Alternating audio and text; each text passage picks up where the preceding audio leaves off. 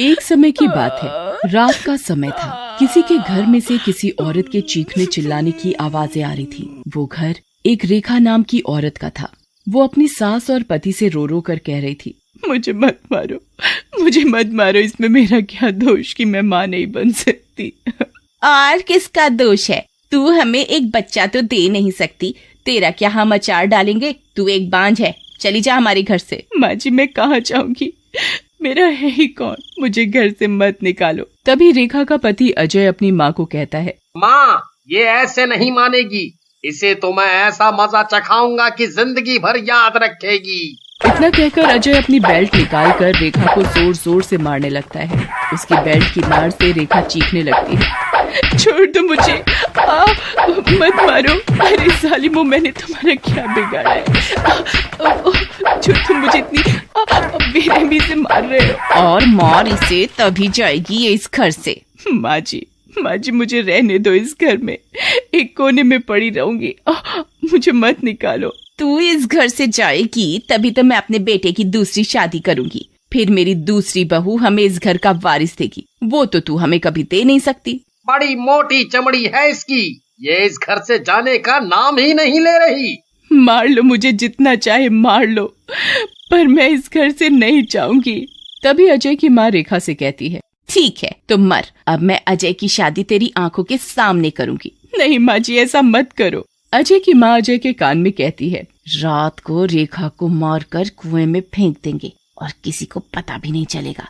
सबको लगेगा कि कुएं में पैर फिसलने की वजह से गिर गई। फिर आधी रात को अजय और उसकी माँ चुपचाप रेखा के कमरे में जाते हैं तो देखते हैं, माँ लगता है ये गहरी नींद में सोई हुई है। देख क्या रहा है, इसका तकिए से मुंह बंद कर। अजय और उसकी माँ रेखा का तकिए से मुंह बंद करते हैं। तभी रेखा जाग जाती है, मुझे मत मारो, छोड़ दो मुझे। रेखा चिल्लाती है, तड़पती रहती है, पर अजय और उसकी माँ को रेखा पर जरा भी दया नहीं आती और रेखा तड़पती हुई मर जाती है। और कुछ दिनों बाद अजय की माँ अजय की शादी एक लड़की से कर देती है जिसका नाम अंजलि था, और वो अपनी बहू अंजलि को आशीर्वाद देती है, जल्दी से तू मुझे इस घर का चिराग दे दे, मुझे इस घर का वारिस चाहिए। अंजलि मुस्कुराते हुए कुछ नहीं कहती और अपने कमरे में चली जाती है तो देखती है कि उसके सामने एक चुड़ैल खड़ी है। वो और कोई नहीं, रेखा की आत्मा होती है। चुड़ैल, तुम तो चुड़ैल हो, यहाँ कैसे आई? तो तू इन सबको इस घर का वारिस देगी, मैं भी देखती हूँ तू कैसे माँ बनती है। चुड़ैल अंजलि का गला पकड़ लेती है और उसका गला दबाने लगती है।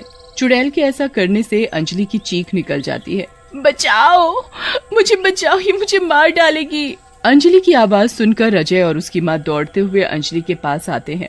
तब तक चुड़ैल अंजलि को मारकर गायब हो जाती है। माँ ये तो मर गई। पर ये मरी कैसे? यहाँ तो कोई है भी नहीं।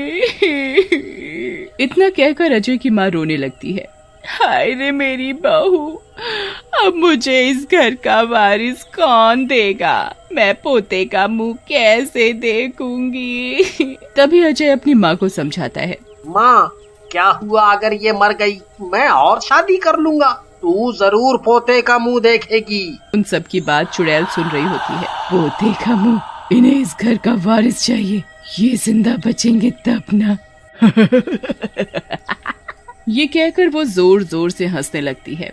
और रात को अजय और उसकी माँ खाना खाकर अपने अपने कमरे में सोने चले जाते हैं। तभी चुड़ैल अजय की माँ के कमरे में जाती है और उसका गला दबाने लगती है।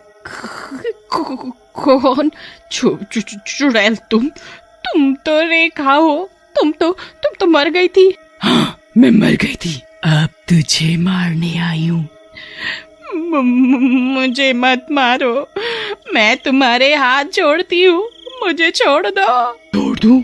तुझे पोता चाहिए ना, मैं देती हूँ तुझे पोता। अजय को अपनी माँ के रोने की आवाज सुनाई देती है और वो अपनी माँ के कमरे में आकर देखता है। चुड़ैल छोड़ दे मेरी माँ को, छोड़। अच्छा हुआ तू यहीं आ गया, ले अब तू भी मर। इतना कहकर चुड़ैल अजय का भी गला दबाने लगती है। अजय और उसकी माँ दर्द से चीखते हुए चुड़ैल से कहते हैं, हमें मत मारो, छोड़ दो हमें माफ कर दो, छोड़ दो हमें।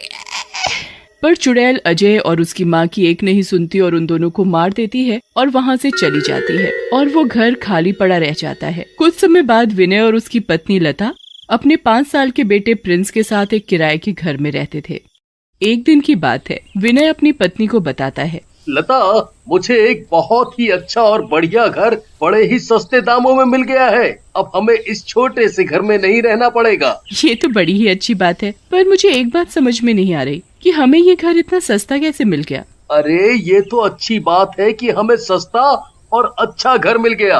अब तुम ज्यादा मत सोचो, कल ही हम उस नए घर में शिफ्ट हो जाएंगे। और अगले दिन विनय और लता अपने नए घर में शिफ्ट हो जाते हैं। विनय घर की सफाई में लग जाता है और लता प्रिंस को दूध पिलाने लग जाती है। प्रिंस बेटा, तुम दूध पी लो, तुमने बहुत देर से कुछ नहीं खाया, तुम्हें भूख भी लगी होगी। अभी तुम दूध पी लो, फिर जब खाना बन जाएगा तब मैं तुम्हें खाना खिला दूंगी। ठीक है मम्मी। मम्मी, मैं अपनी साइकिल चला लूं? हाँ हाँ चला लो, जब तक मैं घर की सफाई कर लूं। ये कहकर लता घर की सफाई में लग जाती है। प्रिंस अपनी साइकिल चलाने में लग जाता है। तभी चुड़ैल प्रिंस के पास आती है और उसे बड़े प्यार से देखने लगती है, जैसे मानो प्रिंस उसका ही बच्चा हो। बेटा, आप क्या कर रहे हो? मुझे भी अपने साथ खिलाओगे? आप कौन हो? आप कहाँ से आई हो? मैं बेटा आपकी मासी हूँ। क्या मैं आपके साथ खेल सकती हूँ? हाँ मासी, आप मेरे साथ खेल सकते हो, फिर तो बड़ा मजा आएगा, है ना? हाँ बेटा। मासी, अब मैं थक गया और मुझे बड़ी जोरों की भूख भी लगी है। मैं खाना खाने जा रहा हूँ। तुम्हें भूख लगी है? लो, मैं तुम्हारे लिए खाना लेकर आती हूँ। चुड़ैल प्रिंस के लिए अपने जादू से खाना लेकर आती है और वो प्रिंस को खाना खिलाने लगती है। मासी, आप तो बहुत अच्छी हो। ज्यादा बातें मत बनाओ, अब जल्दी से अच्छे बच्चे की तरह खाना खत्म कर लो। चुड़ैल प्रिंस को खाना खिला रही होती है, तभी लता वहाँ आ जाती है। प्रिंस को अकेले अकेले किसी के साथ खाना खाते देख लता डर जाती है। प्रिंस बेटा, आप किससे बातें कर रहे हो और आप किसके साथ खाना खा रहे हो? यहाँ तो कोई नहीं है। है ना, ये मासी बड़ी अच्छी है।